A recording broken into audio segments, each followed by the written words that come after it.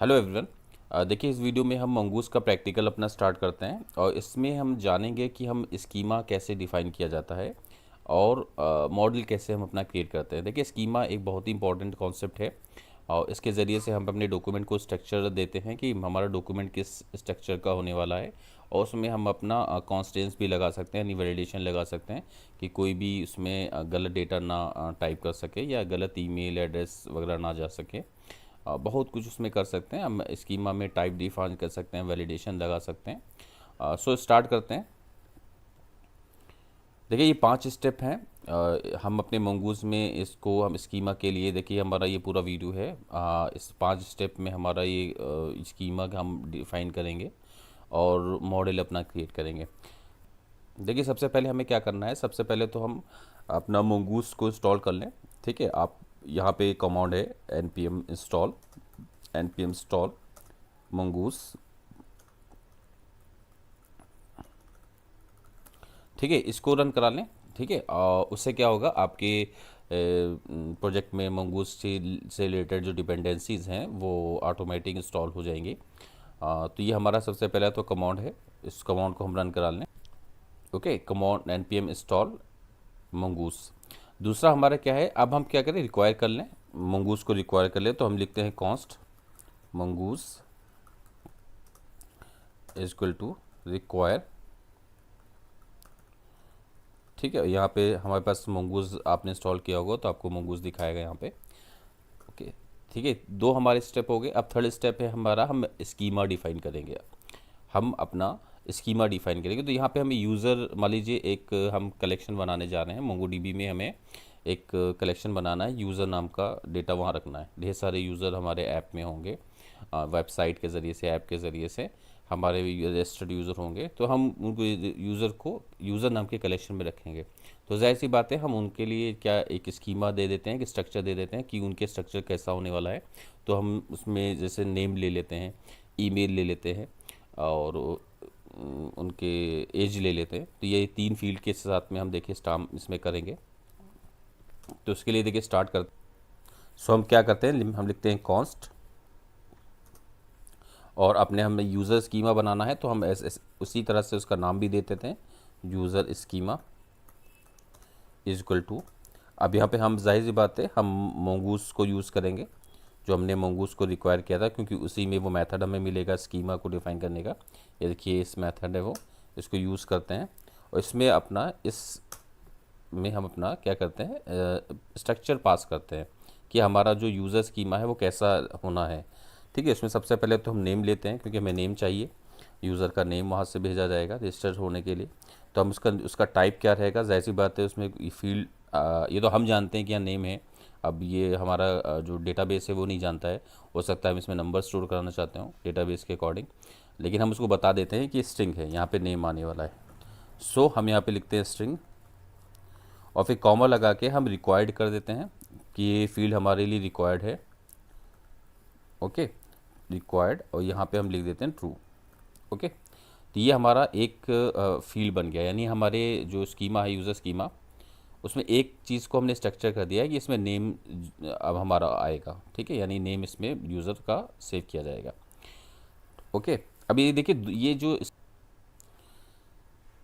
ये जो स्कीमा है ये 2 लोगों को फ़ायदा इससे होगा। एक तो ये हमें यूज़र को भी, जो डेवलपर हैं उनको भी देखने में पता चल रहा है कि स्कीमा में क्या क्या चीज़ें हैं, और ये जो आपकी मशीन यानी मोंगोडीबी के लिए भी रिक्वायर्ड है कि वो भी देख करके जान जाएगा कि उसे किस टाइप का डेटा स्ट्रक्चर करना है। ओके, तो दूसरी हम क्या चीज़ लेते हैं, हम ईमेल लेते हैं और ईमेल में हमारा क्या रहेगा, ईमेल में हम अपना टाइप डिफाइन करते हैं। जाहिर सी बात है टाइप हमारा स्ट्रिंग रहेगा, क्योंकि ईमेल भी एक स्ट्रिंग होती है, और उसमें हम भी रिक्वायर्ड कर देते हैं, रिक्वायर्ड ट्रू। जाहिर बात है ये भी मुझे ज़रूरी है कि वहाँ से यूज़र की तरफ से, यानी अगर ऐप की तरफ से या वेबसाइट की तरफ से हमारे पास ये भेजा जाए ईमेल, तो हम इसको ट्रू कर देते हैं और यूनिक कर देते हैं। ये कॉन्स्टेंट्स है इस पर लगा देते हैं, क्योंकि यूनिक ज़रूरी है। हर ईमेल जाहिर बात है 2 तो होते नहीं है, तो यही कॉन्स्टेंट भी हम लगाना ज़रूरी है हमारे लिए, कि वो हमारा जो है डेटाबेस है इसको चेक करे कि ऐसा तो नहीं है उसके डेटाबेस में पहले से कोई ईमेल इसी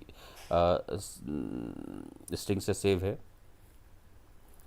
ओके, अब हम तीसरा हमारा क्या है, अब यहाँ पे तीसरी हमने कहा था कि एज लेंगे, क्योंकि हम एज भी सेव करा रहे हैं, क्योंकि हम यहाँ पे एक टेस्ट हो जाएगा कि हम नंबर नाम का भी एक टाइप हम यूज़ कर रहे हैं।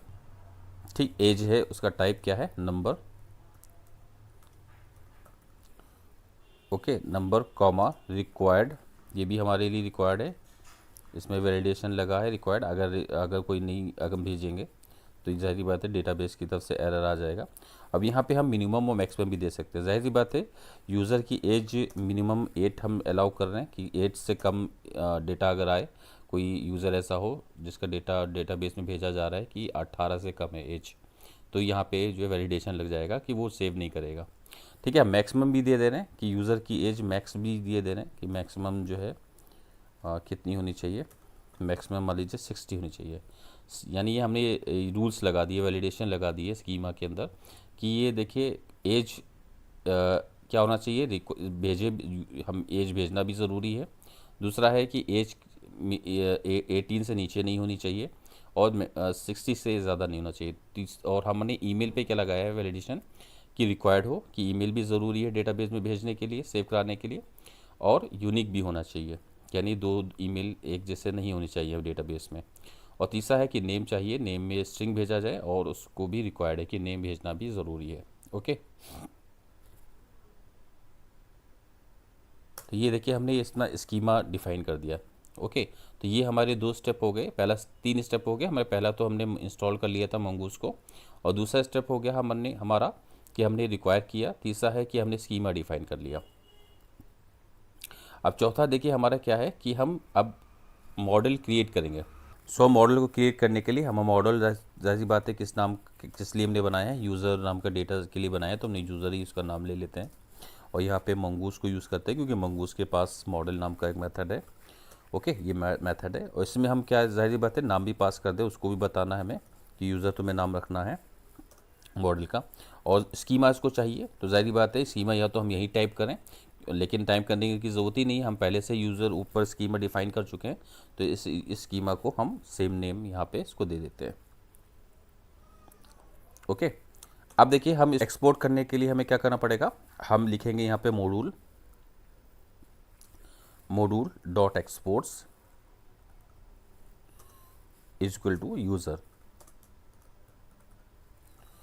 ओके, देखिए ये लाइन हमने क्यों यूज़ करी है, जैसे जाहिर सी बात है कि हम मान लीजिए किसी और में इस पूरे के पूरे कोड को हम किसी और फाइल में रख सकते हैं।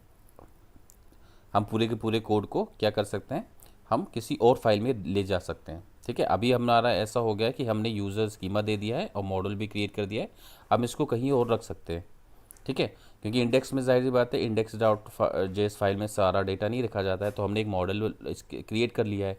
अब इस मॉडल को किसी और जगह हम रख दें, वहाँ से फिर इंपोर्ट कर लें, जैसे हम अदर लाइब्रेरी से इंपोर्ट करते हैं, ऐसे ही इस मॉड्यूल को भी इंपोर्ट कर लेंगे।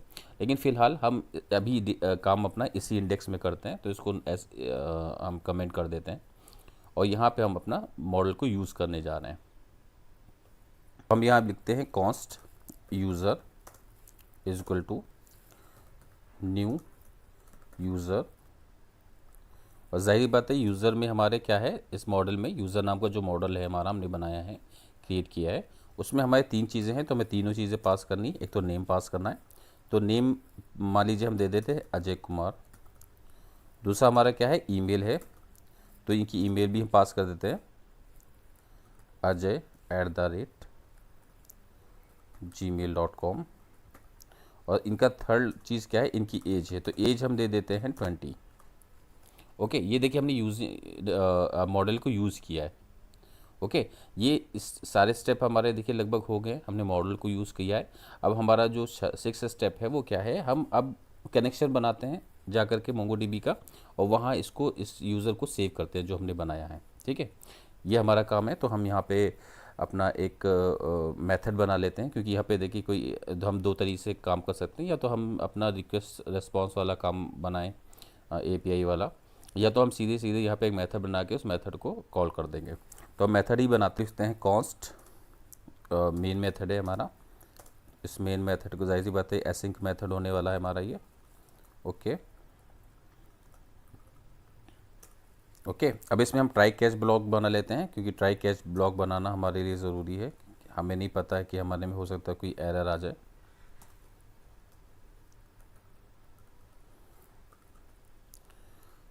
ठीक है, ट्राई कैच में हम अपना कनेक्शन वाला ब्लॉक कनेक्शन का कोड लिखते हैं। तो ट्राई में हम अपना क्या करते हैं, सबसे पहले तो हमें कनेक्शन बनाना है मोंगोडीबी का।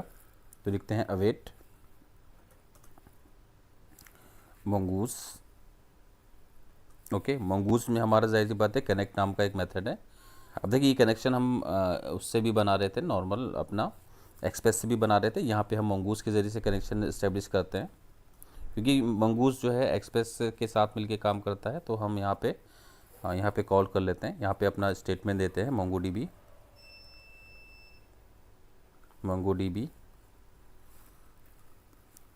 Local host 27017। और जाहिर सी बात है अब हम यहाँ पे डेटाबेस दे देते हैं। इस डेटाबेस का है डेमो, मारीज डेमो दे देते हैं, डेमो 27। ओके, ये हमने एक नाम दे दिया है अपना, कोई भी डीबी का आप नाम दे सकते हैं यहाँ पे।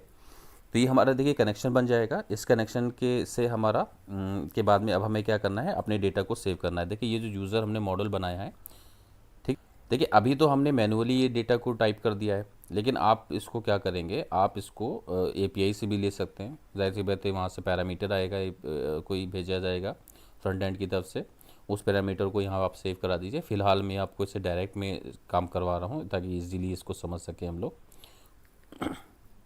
तो इसमें हम क्या करते हैं, हम अपना रिज़ल्ट एक सेव करते हैं, क्योंकि हम एक कॉल करने जा रहे हैं इसको, लेट रिज़ल्ट।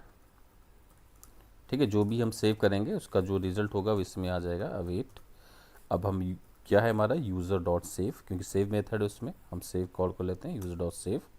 ओके, यूज़र हमारे इससे क्या हो जाएगा, कनेक्शन बनेगा, ये डेटाबेस बनेगा, और फिर हमारे इस स्टेटमेंट की वजह से डेटा सेव हो जाएगा। जो भी डेटा सेव होता है उसका रिजल्ट यहाँ पे आ जाएगा। अब जाहिर सी बात है उसको हम लॉग में इसको सेव कर लें। अब लॉग में हम क्या करते हैं, रिजल्ट को प्रिंट करा लेंगे। ठीक है, हमको पता चल जाएगा कि क्या रिजल्ट आया है। ओके, अगर यह जाहिर सी बात है एरर आती है तो एरर में हम यहाँ पे एरर भी हैंडल कर सकते हैं। यहाँ पे अपना लॉग को, ओके, यहाँ पे एरर। सो देखिए अब हम क्या करते हैं, अब अपना मेन को कॉल कर लेते हैं। देखिए ये भी आसान तरीका होता है कोड को कॉल करने का। ये हमने मेथड बनाया, उस मेथड में अपना कोड लिखा, उसको हमने कॉल कर लिया। ओके, अब इसको सेव करते हैं और देखते हैं फिर से एक बार कि हमने इंस्टॉल कर लिया है और रिक्वायर भी कर लिया और स्कीमा डिफाइन कर दिया, और हमने अपना मॉडल क्रिएट भी कर लिया और मॉडल को यूज़ भी कर लिया। और यहाँ पे हमने क्या किया है, अपना एक कनेक्शन बनाया मोंगूस का, और उसमें डेटा अपना सेव कर लिया है।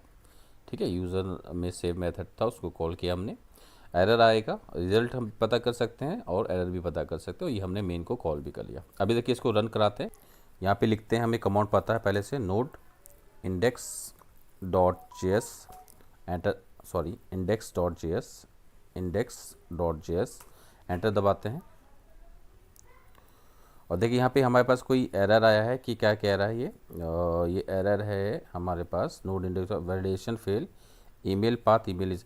अब ये देखिए हमने कोई पाथ ऐसा तो नहीं है कि हमने दिया ना हो यहाँ पे अब जा करके देखते हैं। ये देखिए हमने यूज़र तो बनाया है, लेकिन हमने स्कीमा में तो इसका नाम शायद ईमेल दिया है, और यहाँ पे देखिए हम नाम सही नहीं दे रहे हैं। तो ये देखिए इसको सही करना, यहाँ पे हम ईमेल लिख देते हैं, फिर से सेव करते हैं और फिर से अपना रन कराते हैं node index dot J S के ज़रिए से। Okay, node index dot J S से सेव कराते हैं। यस, देखिए हमारा ये डेटा सेव हो गया है। ठीक है, मोंगोडीबी में हमारा ये देखिए डेटा सेव हो गया है।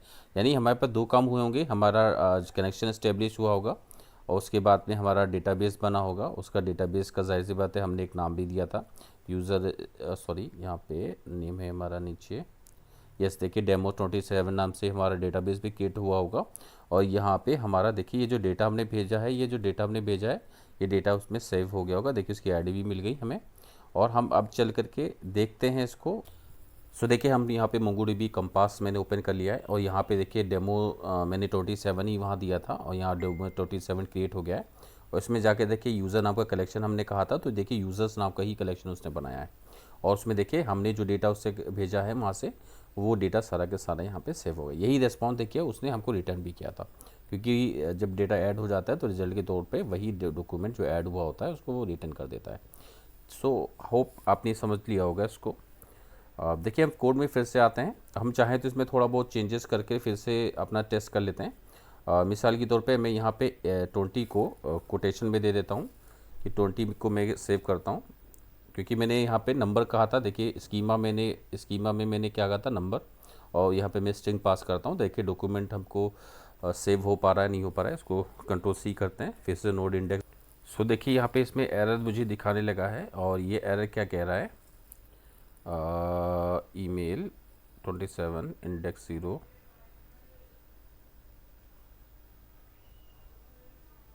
देखिए इसमें दो एरर मुझे दे रहा है। सबसे पहले तो देखिए एरर क्या दे रहा है, मैं क्योंकि मैंने इस नाम से सेव कर दिया है, तो कह रहा है कि यूनिक कांस्टेंट दे रहा है कि ये फिर से आप वही कह रहे हैं, डुप्लीकेट एरर दे रहे हैं। ठीक है, आप अपनी डुप्लीकेट एंट्री आपकी जा रही है, तो इसको भी हमें सही करना पड़ेगा।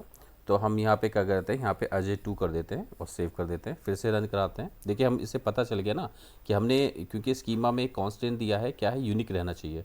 तो यूनिक का तो एरर आ गया कि वो सेव ही नहीं करने दे रहा है, कि दोबारा हम अजय@gmail को सेव करा रहे हैं। अब फिर से हम इसको सेव करके अपना एज का कांस्टेंट जो हमने दिया है वो भी टेस्ट कर लेते हैं। तो हम यहाँ पे कंट्रोल एस करते हैं और यहाँ पे फिर से आके index.js करते हैं, कंट्रोल सी, index.js। अब देखिए अब किसी इसने क्या हमको कांस्टेंट दिया है। देखिए इसमें हमसे क्या कह रहा है, सेव कर लिया इसने हमारा। तो देखिए इसने ऑटोमेटिक कन्वर्जन भी कर दिया हमारा। हमने यहाँ पे स्ट्रिंग भेजा था, लेकिन उसने उसने क्या कर दिया, नंबर में हमारा स्टोर कर दिया।